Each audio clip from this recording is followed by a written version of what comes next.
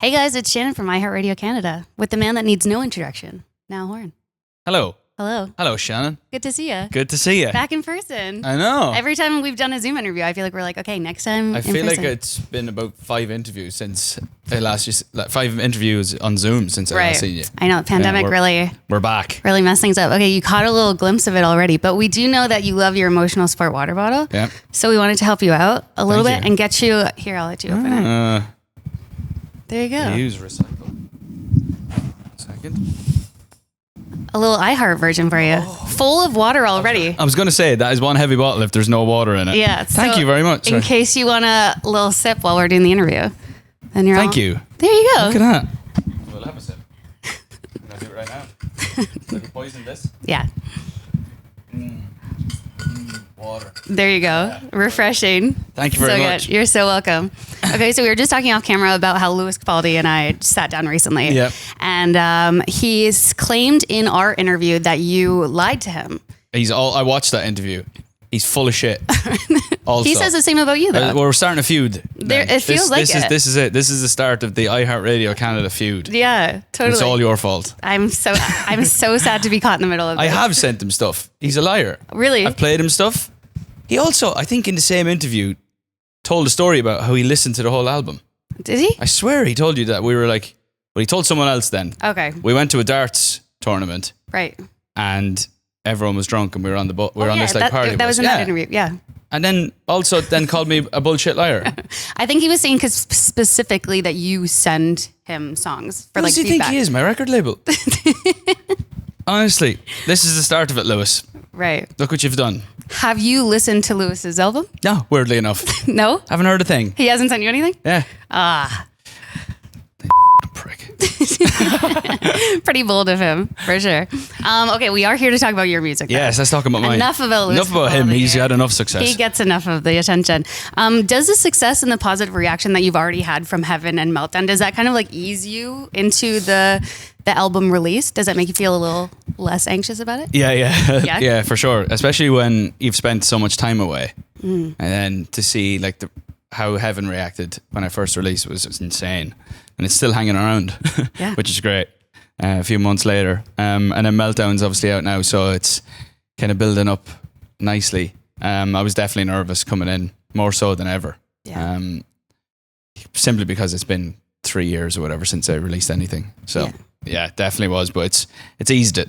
Yeah, good. I know, and the anticipation too, because I can imagine doing so many interviews and talking so much about this album that's not out yet at the filming of this, that's got to be hard. No, it is. It's tough because I can't really go into detail apart from like the names of the tracks and Right. stuff like that because I don't want to like ruin the whole listening of it. So I'm ready for it to be out now. It's probably still 6 weeks away or whatever. Probably I don't know when you're planning on releasing this, but We don't know either.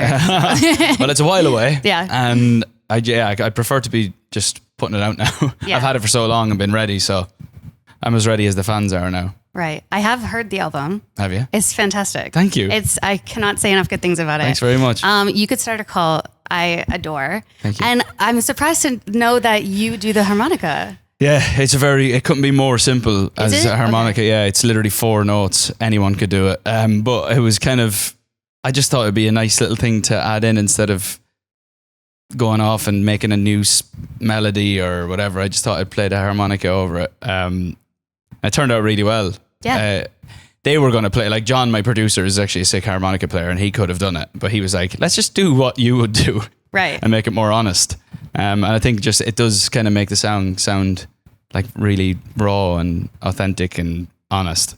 Yeah, I love that song too. Yeah, no, it's one of my so great. favorites I've ever written, I think. I feel like that's one of those things though, like maybe as a musician, you're like, oh, that's easy. But for anyone else, it would pick it up and it would just not And you just sound you blow like in that. and you blow out and then that's it. Yeah. Sure. Okay. How many, like you have so many great songs, especially listening to the album too. I keep thinking about how that would sound live. And I feel like this is going to be such a great like show to see. Is there a song in particular from the album that you are like most excited to perform in front of other people? I do think Meltdown is the best live. Yeah. It's one of those songs that sounds great on track, but sounds better, even better live. What else is really good? Never Grow Up. I love playing Never Grow Up live. What else is on there? On a Night Like Tonight is probably actually the best when I think about it. Yeah, it's probably the best live. I'm excited for a few of them, and also to play the last record as well, because I didn't get to play it. So totally. When we do tour, it's going to be amazing. Yeah. When we tour on the dates of. I don't know yet. No, we're putting it together at the moment, like the schedule of it and all that stuff. But yeah, you'll find out soon. Yeah, it'll be announced. No secrets. Yeah, of course. Was there a song from the album that was more difficult for you to write, that took like a little bit more time? Heaven probably took the longest. Did it? Yeah, it took us a while to get to that point. It was like 1 a.m. by the time we like made any ground on it. I remember like starting it at like noon, taking a break, having a beer, tried to write it again, failed. And you just have to keep going back to it, and then it started coming. But that was probably the toughest. Yeah, some of them. The good thing about this album is I knew exactly what I wanted to say, which helped. Because there's nothing worse than sitting there going, "What are we going to write about?" But yeah, it was just trying to find the ground in Heaven where what the music sounded like versus what I was saying. So Heaven was probably the toughest. Yeah. Yeah. Is there a point in a song that you're making where it just is taking a lot of time and you're running into roadblocks, and then you just think like, okay, it's not meant to be, and you move on to something else? Sometimes you can hear something in the track or in the melody that makes you think, no, we should see this one through, because if we get it right, we could get it really right. Right. And then before we know it, we're dancing around the place, really happy with ourselves. But yes, there's definitely points where I wouldn't waste a good concept on a shit song. Yeah. I've done that where I know exactly what I want to say, but the melody's not great or the music's not great, and then you just scrap it and start again. But on Heaven, we stuck to it. Is there any songs from this album that didn't make it, or not from this album? Like, are there any songs that you made that didn't make it on this album that you would save for another album, or would you just start from scratch? Oh, potentially, actually, yeah. There's probably one or two, maybe. But then I could outdo them on the next one as well, and then they might never see the light of day. Yeah, it was tough because I wanted to make a short album. I wanted to make like a 10-tracker. Why?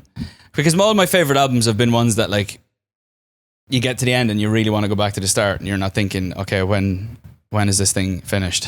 Yeah. You know, and when there's 10, I found that I struggle to find a favorite. Usually I could tell you exactly what my favorite's going to be, but I found that this record has been the toughest to. Because there's so many different vibes on it. I have a different song for a different feeling. Yeah. So yeah, it was tough. I know, it is a good variety, and I think it does exactly that. Like, you finish it and you're like, you want more. That's great. Yeah, that's the way we like it. And even the order of the songs too. I can like feel like there's like thought that was put into. Yeah, that. yeah, no, you do. Like this one, not so much, because there's not so much of like there's a through line, but there's not so much of like an up and down roller coaster story. It was more vibe. Like if you put 5 up tempos in a row and then go to like 4 ballads, it's a bit. So I like to go up and down a little bit. Yeah. And take people on a journey that way. Totally. How much thought went into like keeping that signature Niall sound that we know and love, but then also advancing so much sonically? Yeah, I think that was important to me. Yeah, you could just keep making the same record, can't you? But I like. There's so many more of my influences and things I listen to that come into play, and I just thought, like, let's just try stuff out, and if it doesn't work, you can roll it back a little bit. But it's one of those records that when you hear the music, you're like, oh, surprise, that's Niall, but also I'm not that shocked, and I kind of like that. That it's still me. Like it's definitely different, but it's not that different. Yeah. To the point that you scare everyone away. No one's going, what's he done that for? Yeah, like this is so far off. Well, we'll find out on June 10th when it's been out a day and the streams are down to Swanee. Yeah, and it's getting no radio play. But for now, we're feeling good. No, it's very good. I love it. Do you pay attention to other artists' sounds, or just like kind of, because especially in pop music, there's always trends of different kind of genres that are popular within pop music. Yeah. Do you pay any attention to that when you're recording or releasing music? What other people are doing? Not so much, because. No, not really. No, I'd like to sit down and write my like folky stuff and my ballads, and I know that's my wheelhouse. And then when it comes to dressing up a song, yeah, there's definitely eras there. There's like the 70s and the 80s is probably the biggest one at the moment, and they all have their time and place. But no, not really, because I grew up on that stuff on the 70s and still listen to that stuff. So it's not like just kind of latching on to what everyone else is up to these days. It's more like what I know about music and the synth sounds that I grew up listening to. That's the reason I would use them. But yeah, it's good to know what everyone else is up to and what's working and what's not. out there when you're sitting down to write. Yeah, I'm my own man. Doing your own thing. Was there any thought to collaborations on this album, or was it just off the table from the beginning? I think the pandemic kind of screwed it up for me, to be honest, because I wasn't able to do as much traveling to get to that person, whoever it may be or whatever. So that slowed things down, but there could be potential for some stuff, after the record, which is exciting. Yeah. Now that we're all in the same place. Totally. But it's something that I would love to do more of. It's just schedules is the issue. Like,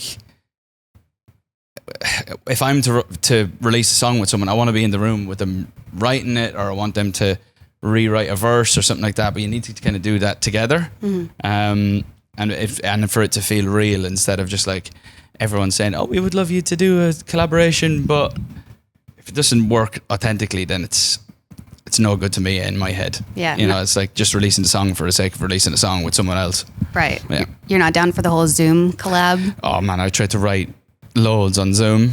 It was a disaster. Actually, I did Moral of the Story over Zoom. Well, we had a good Zoom connection. And I rewrote the verse in Moral of the Story with Ash. That was the only time I've ever seen it work. But that was just like, that came around naturally, and it was really cool. I guess if it's meant to be, it's meant to be. Yeah, totally. Do you have in-studio must-haves? Do you try and make it a certain vibe? Do you have rules in the studio? People can't look you in the eyes? Yeah, no one's allowed to look at me ever. No, I'm very, very easy. I do need to have light. Like, all the old school studios are like holes in the wall, no windows. Like, it's pitch black in there, and that's too much for me. We need sunlight, especially because you're spending like so much time in it. Like this time we rented a house in Joshua Tree. Right. Literally Airbnb'd this house out in the middle of Joshua Tree in California, and just spent a week out there just writing, chilling, doing whatever. I like it to be as relaxed as possible, because if everyone's uptight and stuff like that, it's not fun. It feels like work. Yeah, totally. Yeah. Tonight is a really special night for us, because you're doing a private show with us. Yeah. In front of a smaller audience. Yeah. How does that feel for you, especially considering that you have played in front of so much more than that? Yeah, no, I generally despise smaller crowds. Do you? It scares me to death. I don't know why.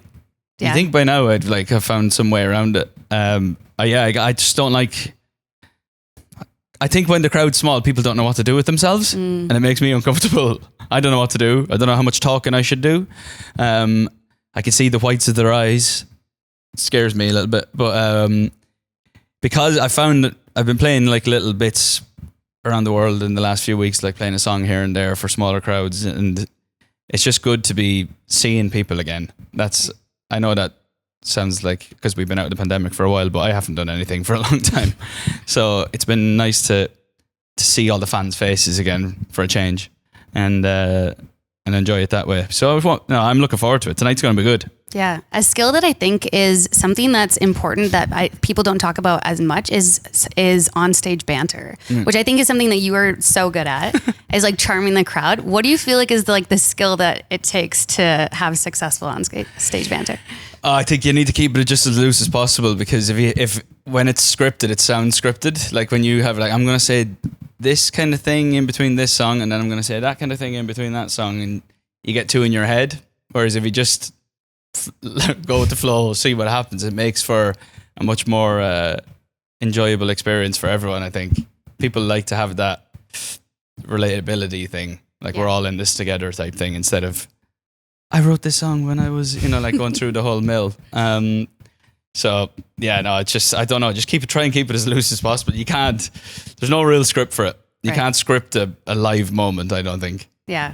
Being in the public eye as long as you have, I can only imagine that you've seen things written about yourself that are not true. Yeah. How much do you want to reach out in that moment and correct people, or is it easier for you to just let that roll off at this point? Yeah. I would love to just say everything, but it's not worth it, is it? No. Every day there's something, and you just have to just in your head just go, that's not true, and then just move on to the next one. Really? Do you ever just want to be just comment back on a TikTok or something and just be like... Sometimes I do, just for a laugh. Nothing really gets to me. I just I do enjoy winding people up. If there's some fella that's coming on there just to go at you just for the sake of it. Like I get like, you'll get the odd tweet here and there that it's like, he's really going after you. And then I'll just reply just for a laugh. The fans going nuts because they're like, why are you giving him the attention? But I find it funny. Yeah. It's just, I like it. And I feel like because your fan base especially just knows so many little details about yourself, they'll probably just jump on it on your behalf. Yeah. Do you ever feel like they know things more than you know about yourself? Sometimes. It depends what. It depends what it is. Yeah. I like to think they know quite a bit, but yeah, they do know a lot. Yeah. I remember back in like 1D days, I remember seeing some posts and it was like naming every member and like what hospital they were born in and what time they were born and things. And I'm like, how do they? That's insane. God knows. Yeah. I couldn't even tell you what time I was born at. I think it's like somewhere in the morning early. But yeah, I actually think I learned what time I was born off a fan. No way. Probably from something like that. Yeah, maybe. I think actually think that's the case. That's crazy. Congratulations on all the success on The Voice. Thank you. Yeah. I understand that there is a Voice group chat. Oh, it's dangerous. Who is most active on The Voice group chat? Kelly talks the most. Okay. So she has long messages. The rest of it's just all of us just going at each other's necks. It's very funny. Like, I got very lucky when it came to like who was going to be my first coaches to work with. Amazing. Like, it could have been a disaster. Like forging some sort of like relationship with people I didn't know just for the sake of a camera. But I got very lucky. Like all of them are just a great laugh. That text chain is ridiculous. Might have to be deleted after this. Yeah, you think? Yeah, or just post it online. No, absolutely not. It'll never work again. A lot of the topics that get brought up in interviews are things like golf and skincare and Lewis Capaldi and things like that. Is there ever anything about yourself or an interest of yours that doesn't get brought up in interviews that you want to talk more about? Oh, I don't. No. Or you think it's all covered? Yeah, I think it's all covered. I don't think there is anything really like. Not really, no. I don't think so. No, sorry. Those are just the things? Yeah, they're just the things that I'm into. Yeah, totally. On that note. On that note. Thank you so much for coming. Thank you, Shannon. Always a pleasure. Never a chore.